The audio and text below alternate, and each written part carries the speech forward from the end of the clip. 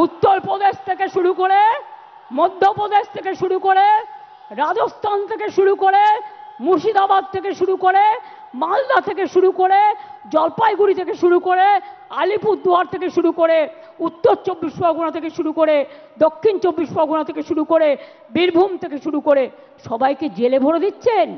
আগামী দিন মানুষ যখন গণতন্ত্রের রায়ে আপনাদের জেলে ভরবে তখন কি খাবেন এখন থেকে ঠিক করে রাখবেন।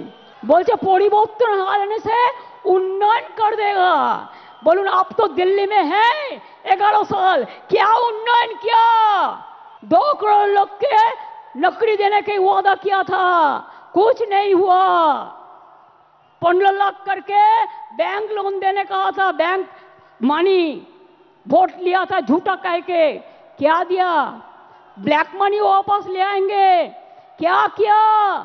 कुछ नहीं कर पाया।